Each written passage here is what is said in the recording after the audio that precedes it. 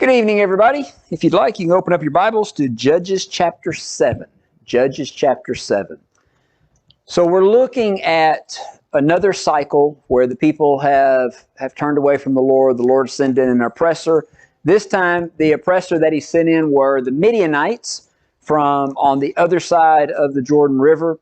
And they were coming in, and every year what they would do is they would just swarm in, steal everybody blind, go back home, and that was just their, annual or maybe more than once a year ritual to come in and take everything. So you can imagine how oppressed the Israelites were in that situation. But the Lord raises up a deliverer in the way of Gideon. And when we're first introduced to Gideon, what's he do? Yeah, he's hiding what? His wheat, in a wine press.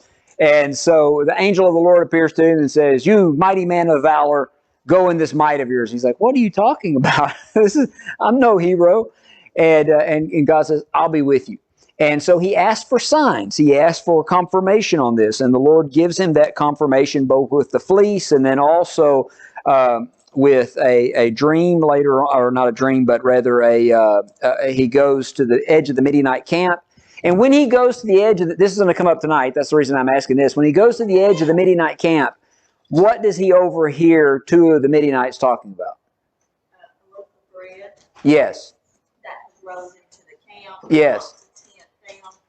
And the other man said that it had to do with Gideon. Yes. The sword of the Lord in Gideon. This is nothing else but the sword of the Lord in Gideon. It's like, where did he come up with that? How did? So I want you to remember that rumor, that saying seems to be circulating in the Midianite camp and getting around.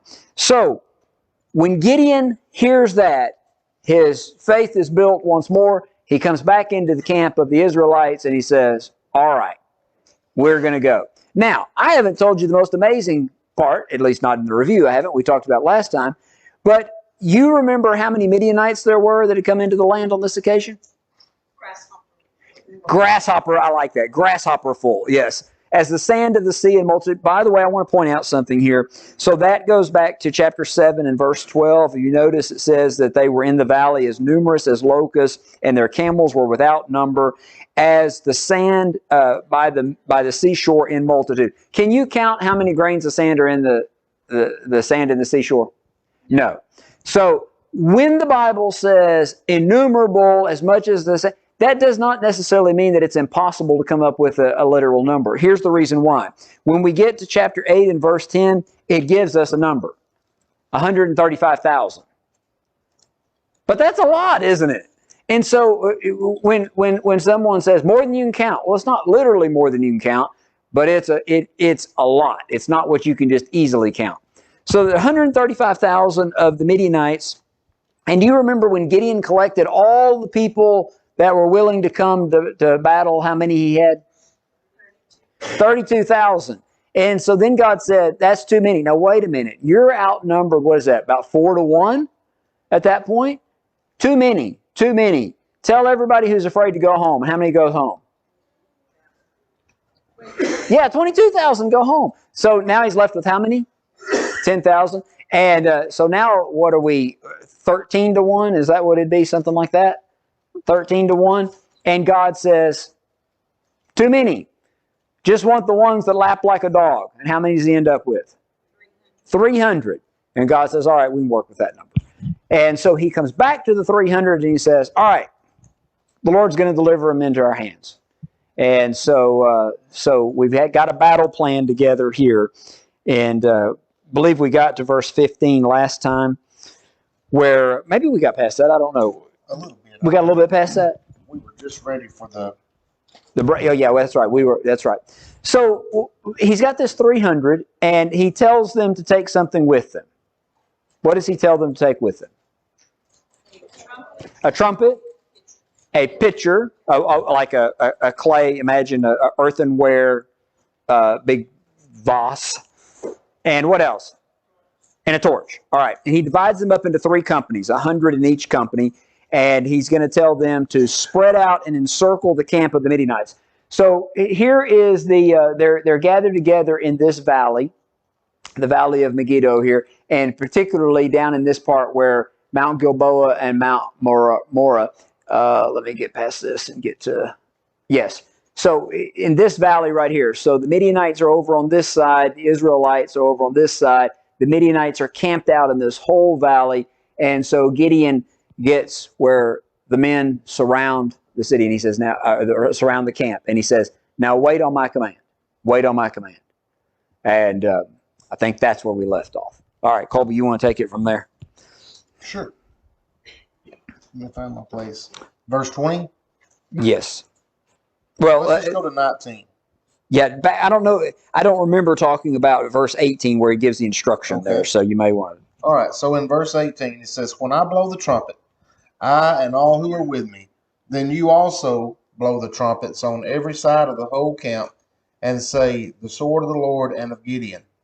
Well, he says it louder than that. I mean, it's emphasized. The sword of the Lord and Gideon.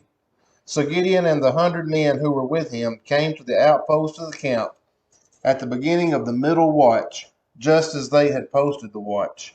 And they blew the trumpets and broke the pitchers that were in their hands. So, I'll start right there for a second. Gideon's going to carry out the preparations for this attack, and everything that they have with them is going to be used in this attack, including the torches and the pitcher.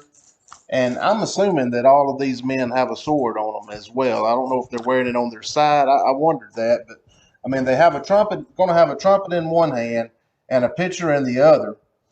But anyway, they come there at the middle watch. And if I understand that correctly, does anybody know about what time that would be? It's going to be about 10 p.m. the way I understand it. Just as they were changing over in that night watch, I guess you would call it. And that's when they're going to surprise them with this attack, when they blow the trumpets and break the pitchers. So Lonnie made reference to the pitchers last time. What was the purpose of those? Hide the light. To hide the light. Because if you're going to try to circle this great big army, you're not going to take a torch out in the middle of the wide open, because everybody's going to see you light by light going around, right? So you have to hide that light until you get ready to use it. And that's what they did. They put their torches in the pitcher and they circled the camp. And then when Gideon shouted, that's when everybody broke their pitcher, right? And then all of a sudden, there's light on every side of this army. And keep in mind how big that army is. All right, verse 20. Then the 3 companies blew the trumpets and broke the pitchers and held the torches in their left hands and the trumpets in their right hands for blowing. And they cried, the sword of the Lord of Gideon. And every man stood in his place all around the camp, and the whole army ran and cried out and fled. When the 300 blew the trumpets, the Lord set every man's sword against his companion throughout the whole camp, and the army fled to Beth Acacia towards Zererah, as far as the border of Abel Meolah by Taboth. All right, so when Gideon and his people do surprise this large army by breaking their pitchers and this great shout, I'm assuming it kind of startles everybody. I don't know if they're all asleep. You know, a lot of them probably are. But they're startled when they hear this great shout and these trumpets blow. And then all of a sudden they look up, and what do they see? Lights all around them. So they're hearing these trumpets, they're hearing this shouting, and all around them is lights. And they don't know what's going on. That's the purpose behind what God's doing here. And what does it cause them to do? Yeah, they start turning against each other. They don't know who's their friend, who's not their friend. It's just mass confusion there. And then the ones that are not fighting, what are they doing? What do most of them do? Lord. They run. They're trying to flee to get out of there. Okay? Yeah, so some things that are interesting about this, as Colby said, they're probably sleeping. In ancient times, when it got dark, they didn't have CNN to watch till 10 o'clock at night. So they when it got dark, you went to sleep. And so they've been asleep probably for a while now. This is the second shift coming on of the guard. And so, in a pretty deep sleep at this point, the sound of the pitchers breaking, that could arouse them. But what did a trumpet mean in ancient times? Alarm. This was war. Now, I wake up from a dead sleep to hear trumpets blasting and realize the enemy is attacking. Well, first of all, the enemy normally didn't charge in the middle of the night because you couldn't see. You couldn't see to fight. That was usually an early morning thing. Now, they may get in position, but it's usually at daybreak that they would launch the attack. So they wouldn't be expecting it this time. But here it is, and so you stumble out of your tent, all blurry-eyed, and there's not just a few, they're everywhere, they're all the way around us. And so here this panic ensues in this, and as Colby said, they begin to attack each other. Another factor of this is, what were they hearing shouted? The sword of the Lord and of Gideon. Well, why would that mean anything to them? They already knew that the Israelites had done slaughtered a whole bunch of people. Well, what had the Lord already sent the message? Yeah, this was already circulating. Remember, he overheard them say, this is nothing but the sword of the Lord and Gideon. And so this defeat was already, in other words, the Lord had already put them on high alert, already made them anxious. And now this was the catalyst that set everything going. The time of day, I think, is helpful as well, because how long would it be before they could see who was friend or who was foe? Several hours later, which gave them plenty of time to fight each other and to flee recklessly into the wilderness.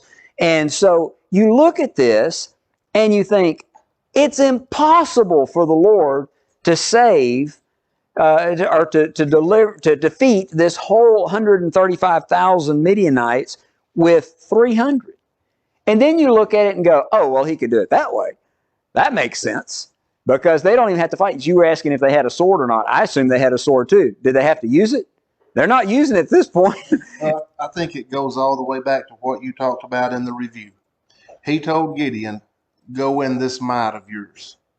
I believe that might that he's talking about is his own might. Yeah, that's a great point. God's might. Yes. And here we see it put into action. That's right. I mean, when they break these pictures, we envision all of these torches around them. But remember, it's only 300. Yep. It just looks like a lot. Right. So, yeah.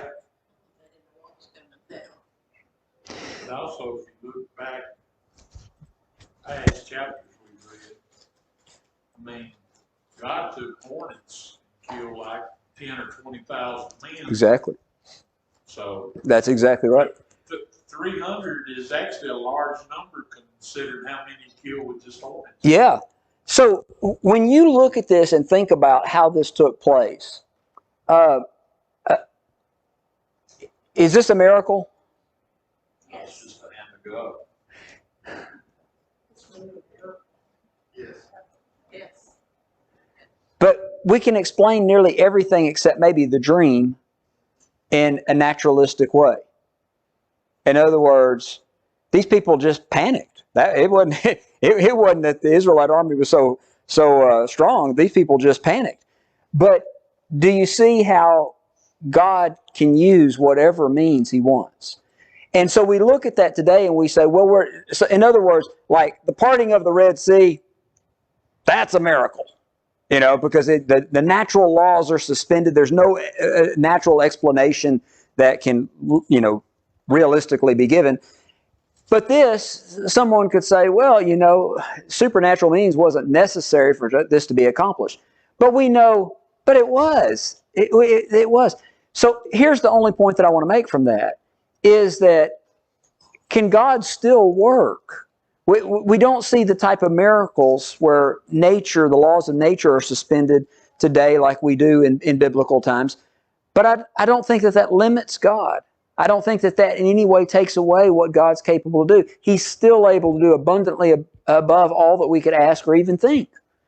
And He can do that through natural law if He wants, or He can do that by suspending natural law if He wants. And so our God is awesome. Our God is awesome. However you want to look at that, He's awesome. So whether you answered, yes, this is a miracle, or well, no, natural law wasn't suspended for this to take place, doesn't matter. There's no question that God's behind this, and He's awesome, working in an awesome way in that. Okay, so verse 22, because that's the verse that says, the Lord set every man's sword against his fellow. So yes, there was mass confusion, but it was God that That's right. He was behind it. in his heart. That's right. He orchestrated that for that to happen. And that's exactly right. Very good point. Made it so He knows how we're going to react in situations. Sure. So it's easy for Him to Yeah. to work it however He sees fit. That's a great point. Very good point. All right. So let's see. Is there anything else you want to mention about that we haven't talked about at this point? No, not good with that. All right. So they are fleeing now. So the battle took place right up here in this area, and they begin to flee, and they're trying to get back to where they were originally from, Midianite territory, and so they're heading back across the Jordan River. That's where they're trying to get, but there's confusion. They're heading in different directions, which that's going to allow time for the Israelites to get into position to block their escape, which means a lot more of them are going to be caught up in this before it's over with. So looking at verse 23, it says that the men of Israel gathered together from Naphtali, Asher, and all of Manasseh to pursue the Midianites. So Manasseh, Naphtali, Asher, all of these tribes, remember they were already called together and then sent back. And I don't know if that meant they were sent all the way back or they just weren't involved in that initial the 300 surrounding. But now they're called into action. They begin to pursue, and if you look down, verse 24, Gideon sent messengers throughout all the mountains of Ephraim, saying, "Come down against the Midianites and seize them by the watering places as far as Beth-barah and the Jordan." And all the men of Ephraim gathered together and seized the watering places as far as Beth-barah and the Jordan. So they came down and cut off this whole area for them being able to escape. And it mentions two that are captured here in verse 25. Who are the two that are captured? They're princes. Oreb and Zebah. And now we don't know, I don't know who these are, but they killed them there, and they named at this wine press, and so they named it after them because that was a notable event that took place there.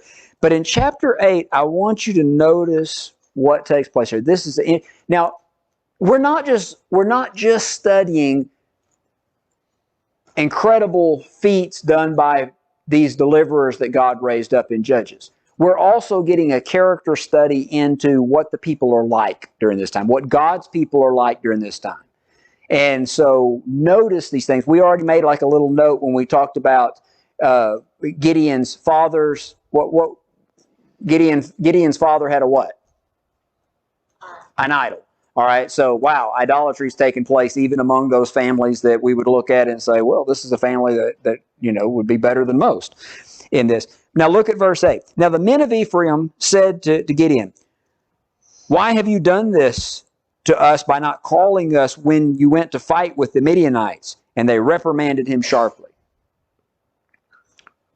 Now, do you know what they're upset about? What's that? Not getting the spoils. I think that is probably part of it. Maybe not so much the riches, but the glory. How come we weren't invited to participate in this? How come you went in without including us in that? Because now it looks like they weren't part of the initial battle. They didn't rout the army, and so now they're not. What's at the heart of that? Jealousy, selfishness, pride, however you want to word that. Is this a godly mentality? Do you realize that here great victory is taking place for all the Israelite people? God could be glorified in this, and they are being petty and selfish and saying, well, we didn't get to go on the first part of this, and reprimanded him sharply. Now, if I was Gideon, I would just be exasperated at this. Are you kidding me? But notice how Gideon responds. He said to them in verse 2, what have I done now in comparison with you? Is not the gleaning of the grapes of Ephraim better than the vintage of Abizerer? Okay, who's Abizerer? His family. So what are gleanings compared to harvest? Not as much. Not as much. So the harvest is when you go and you take all of the good produce. The gleanings are what weren't taken in the harvest because they weren't even considered worth taking. And so he's saying, y'all are in such a more honorable position than I am. And do you see what he does here? Their ego and pride is involved. That's the reason why they're upset about this. And he just humbles himself right before them and says, what am I in comparison with you and my family in comparison with your tribe? And how did they respond to that? Verse 3, I didn't read that. God has delivered into your hands the princes of Midian, Oreb and Zeb. And what was I able to do in comparison with you? And how did they respond? Okay, well, yeah, you're right. You're right. All right, we're cool about this. Okay, Proverbs 15 verse 1 says, a soft answer turns away wrath. A soft answer turns away wrath. And boy, here's a great example of that being put into practice. Now, would it have been justifiable for Gideon to say, God told me to do this. This is what the Lord selected the 300 that were going. And if you have a problem with this, you can take it up with the Lord. That would have been true. Would that have been most beneficial for what's taking place at the moment? No. And so here, Gideon swallows his pride, if you want to say that, in order to keep peace so that they can continue to do what needs to be done here. And so this is a side issue. It's not the main point of what's taking place, but we do get a picture, a little image into what's going on here. You've got, among God's people, you've got people that are selfish and petty and proud, and that can disrupt the whole thing. That can mess up the whole thing here. Fortunately, you have a leader here that's wise enough to say, you know what? We're not going to deal with that right now. That's fine. I don't mind humbling myself in this situation. Now let's get back to work doing what the Lord wants us to do. And so you have these little snippets here of showing us what's going on, and I think there's good lessons for us to learn that we can pick up on along the way. Thoughts, comments? When we're first introduced to Gideon, I wondered, well, what's special about him? You know, that God would call him to be the judge at this time. I mean, we don't see anything exceptional about him at that point in time, but I think this is probably what it was. Yeah, that's right. That's a lesson for us on how, when we're confronted other people's selfishness and ego and pride and jealousy, of not to be boastful, but to answer. That's an example for us how to answer. I think that's right. I think it's right. I think that's part of just his character in general. I mean, when God approaches him, he says, you know, I'm from the least tribe and I'm the least in my family. So that's just how he viewed us. Yeah. And that made him very useful. Good point. Anybody else? To be able to do it in the moment. Yes. In other words, you know, when the adrenaline is flowing still. Right. And to be able to control that and, as you say, be able to handle the situation with such respect. Right. What a terrible time for the Ephraimites to take issue with this, you know, and yet he handles it very, very well here. I have wrote a note on Proverbs 15:1. A soft answer turns away wrath, but a harsh word stirs up anger. Yep, that's right. And this could have changed on a moment here. Could have changed in a moment. You want to take the next section? I will, or at least I'll try to anyway. So, we've seen that side of Gideon, and now we're going to see the other side. We're going to see him react the other way. But I mean, that doesn't mean it's the wrong way. It's the right way. But verse 4. When Gideon came to the Jordan, he and the 300 men who were with him crossed over, exhausted but still in pursuit. Then he said to the men of Succoth, "Please give loaves of bread to the people who follow me, for they are exhausted, and I am pursuing Zebah and Zalmunna, kings of Midian." So as they pursue these people across the Jordan, he and his men are getting tired and they're getting hungry. And he runs across this group of people at Succoth that obviously he believes are supposed to be friendly, part of the Israelites that should give them help, and he asked for it. But verse 6 says, the leaders of Succoth said, "Are the hands of Zebah and Zalmunna now in your hand, that we should give bread to your army?" So they turn down the help. They tell him no. In verse 7, Gideon said, "For this cause, when the Lord has delivered Zebah and Zalmunna into my hand, then I will tear your flesh with the thorns of the wilderness and with briars." Then he went up from there to Penuel and spoke to them in the same way. And the men of Penuel answered him as the men of Succoth had answered. So he also spoke to the men of Penuel, saying, "When I come back in peace, I will tear down this tower." So as he's pursuing these two men, Zebah and Zalmunna, he seeks help and food, nourishment from the people of Succoth and the people of Penuel, and they both turn him down. Do you have anything about that before I go on to verse 10? Something, if you don't mind, Yeah. something that stands out to me. When I think in my mind, I think when I'm following the Lord's plan and doing it the Lord's way, that it's going to be easy and I'm going to have full of energy and zeal, and it's just going to go great. And if it's not going that way, then I wonder, well, am I doing what the Lord wants me to do? If it's difficult, if I'm tired, if I'm frustrated, or am I doing it the way the Lord wants me to do? Here's an example. It seems that they're doing exactly what the Lord wants them to do. Does the Lord allow them to get tired and exhausted? He does. And that's part of it. Part of doing the Lord's work, just like any work, is it can be tiring. It can be exhausting. That doesn't mean that, well, it's not, God didn't make it as easy as I think He should have made it. No, it may not be easy, but we do the Lord's work and it's successful. And we may be exhausted and hungry or frustrated or whatever in the process, and that's okay. That's to be expected. And I think that helps me to know that's to be expected. So when we're doing the Lord's work and it's tiring and we're running into obstacles and whatever, that's part of it. And don't get discouraged at that. Don't quit at that. What if they would have said, "Well, I didn't think we'd get tired. Let's stop chasing them." That's not how it works. And so God's doing His part. We have to do our part. Doing our part may lead to exhaustion. That's okay. Tom Hawley said that he prays every day, "Lord, how does he word it?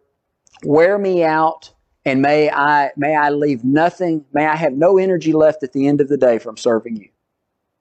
And I thought, wow, I don't pray like that very often. Let me have no energy left at the end of the day from serving you. And so anyway, so these men, they're doing what the Lord said to do. It is exhausting. And here's the most frustrating thing. They're looking to brethren for help and encouragement and support. And what are they getting? I don't know. I don't think I'm willing to risk my neck for that. And Yeah, it's almost, they're telling him, if you had them in your hand, yeah, we'd give you some help, but you don't have them in your hand. What good's our help going to do you? Yeah. And what if you fail? If you fail and they know that we helped you, then we're going to be bad guys too. Sorry, you're on your own. And boy, that had to be discouraging. And I think that's the reason why he responds so strongly here in that. I'm going to tear down your tower and tear your flesh with thorns. So he keeps pursuing them. And in verse 10 through 13, he pursues them and he finally comes upon their army and attacks. And as this is going on, Zebah and Zalmunna are going to try to run away from him again. And he's going to catch them this time. And he captures them. So we get to verse 14. As I take it, he's on his way back with them. Verse 14, he caught a young man of the men of Succoth and interrogated him. And he wrote down for him the leaders of Succoth and its elders, 77 men. Then he came to the men of Succoth and said, Here are Zebah and Zalmunna, about whom you ridiculed me, saying, Are the hands of Zebah and Zalmunna now in your hand, that we should give you bread to be weary men? And he took the elders of the city and thorns of the wilderness and briars, and with them he taught the men of Succoth. And I have a footnote there, or a reference for verse 16, for taught means disciplined. So I'm assuming he striped them with those thorns and briars. Just like he told them that he was going to come back and do. Again, we see God taking care of Gideon and carrying his plan out. Same thing in verse 17.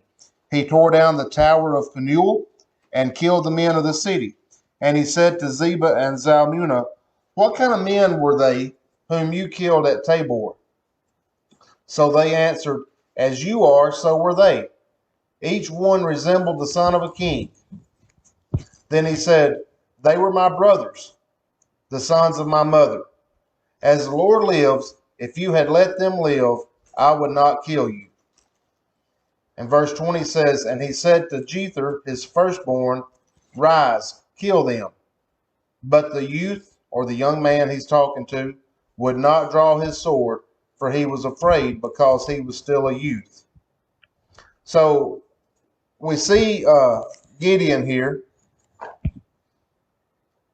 question these men, and he tells them that the men that they killed were his own family members. And he tells this young man, Jether, says his firstborn, to kill him. But the young man didn't want to. So in verse 21, Zebah and Zalmunna themselves look at him and say, Rise yourself and kill us.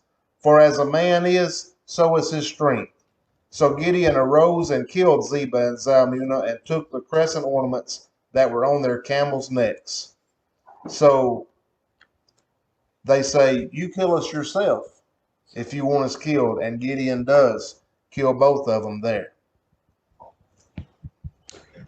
All right. Going back and just thinking about Succoth and Penuel here and their role that they played, not a favorable role in this story, is it? Discouraging God's people, not willing to risk their neck for a cause that's right and just.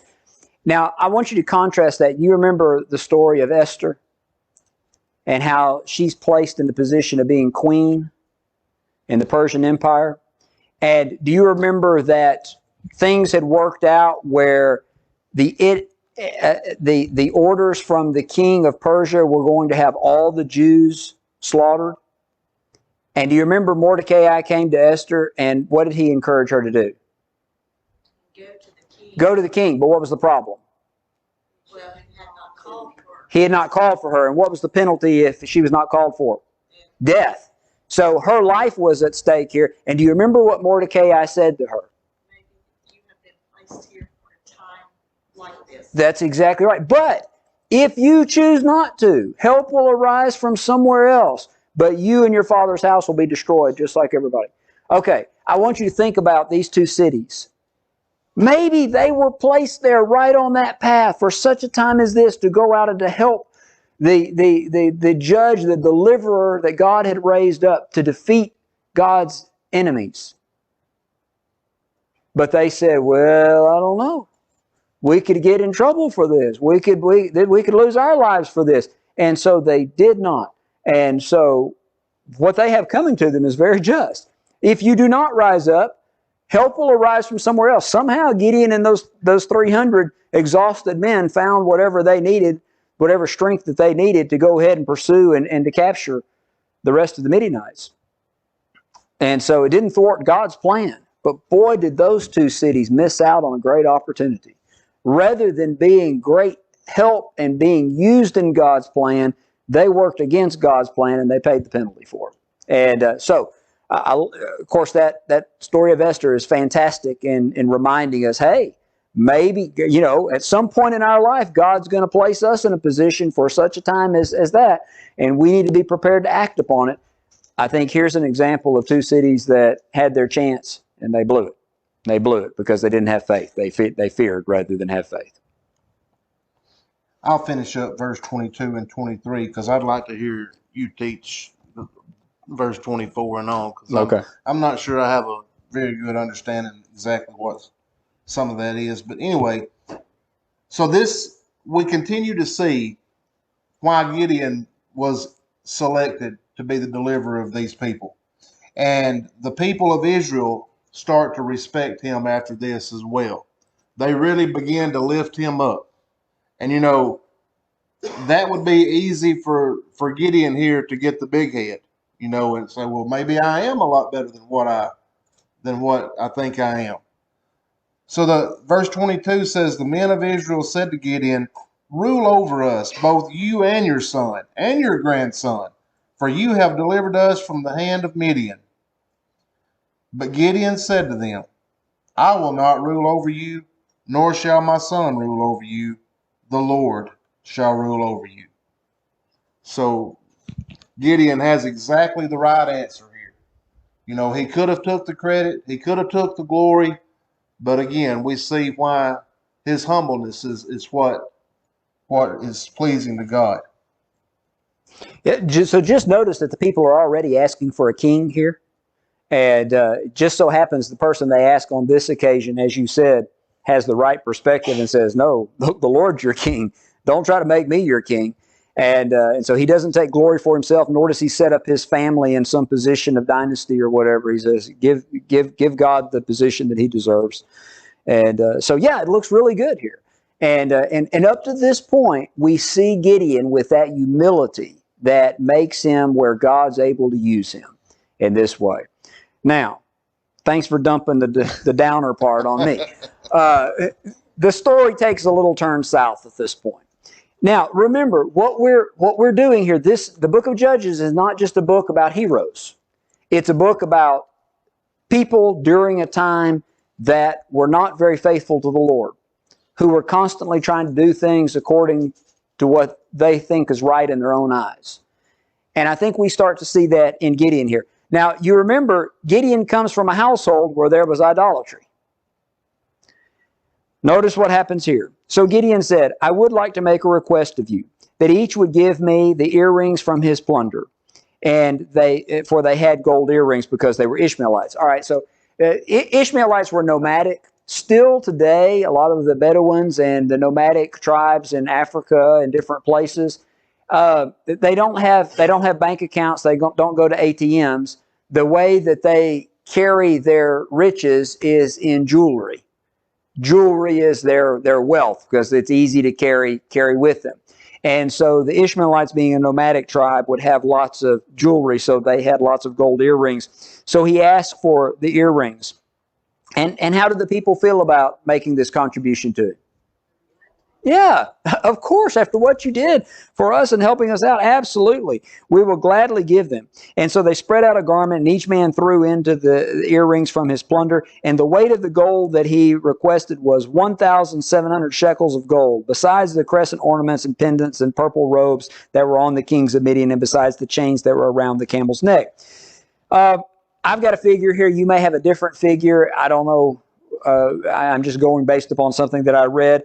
1,700 shekels of gold is about 50 pounds of gold, is what I've got. That's a lot of gold. And so this would be very valuable here. What does he do with that? He doesn't make an idol per se. He makes an ephod. What's an ephod? We've read about ephod before. It's what the high priest had. And you remember he had the breastplate with gold and the jewels set in it. Some have suggested maybe that's what he's doing. He's making a replica of that. Has Gideon built an altar? Well, it would make you, verse 27, it would make you think it was because of what the people did with it. Mm-hmm. Going back, you remember when the Lord appeared to him and he offered broth and meat and put it in a basket, and he set it upon a rock. Didn't it go on to say there that verse 24 of chapter 6, Gideon built an altar there for the Lord and called it the Lord Shalom. To this day it is still in Ophrah of the Abiezrites. So where does he set up this ephod? In Ophrah of the Abiezrites. And so what it seems here, and I think I'm putting some things together here, but we're trying to figure out how can a man that was so humble and so concerned about, giving God the credit, how can we get to the point where he's now making some vestment of the high priest and allowing the Israelites to play the harlot there with it? In other words, worship in an unauthorized way. And I think what it is it's just a slight shift in his thinking. And if the devil can't get you one way, he'll get you another way. If he can't get you through pride, then he'll get you through false worship. And I think that's what happens here. That he shifts his attention where he starts to say, well, I want to worship Nadab and Abihu. I don't look at Nadab and Abihu and say, boy, those were rotten people. What I look at Nadab and Abihu is they got excited and they didn't respect the Lord the way that they should because of their excitement. In many ways, what they were trying to do, I think, was a good thing. They were excited about trying to worship God, but they got ahead of themselves and didn't listen to the way God said to worship. And I think that maybe that's what we see here with Gideon as well. But the result is it turns out very bad for Israel because it goes on to say, well, if I get in the right chapter, it would help me. I'm looking for it and I can't find it. What it goes on to say is Gideon made an ephod and set it up to this day in Ophrah, and all Israel played the harlot there, and it became a snare to Gideon and to his house. And so it becomes idolatrous in a sense because they're no longer worshiping the way that God said. Maybe they're not even worshiping God through it anymore. I don't know. But you got something? Yeah, I was just reading a reference to that. Deuteronomy 7:16 says, "You shall destroy all the peoples whom the Lord your God delivers over to you. Your eye shall have no pity on them, nor shall you serve their gods, for that will be a snare to you." Mm-hmm. There's that idea of a snare to you again. This became a snare to them in that same way. Very good. But verse 28 tells us that the end result that God accomplished through Gideon was that he subdued before the children of Israel the Midianites, and they were not a threat anymore, and the country was quiet there for 40 years in the days of Gideon. And so the rest of Gideon's life, there was no major threat from the Midianites anymore. But the problem now is are they really serving the Lord faithfully? We already see hints that they're not. They're playing the harlot there.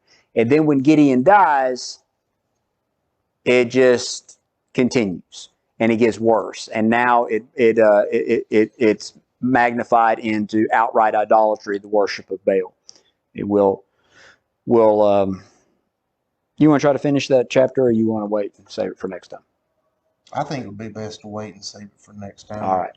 Y'all have any thoughts, comments? It's hard to know what in this day and time, how much of the word of the Lord is being taught. How much is knowledge, how much is ignorance. That's right. We know that he was aware of some of the mighty works of God at the beginning, but at the same time, That's right. how much does he really know? Well, he's going back to his roots here, too, it seems to me. Yeah.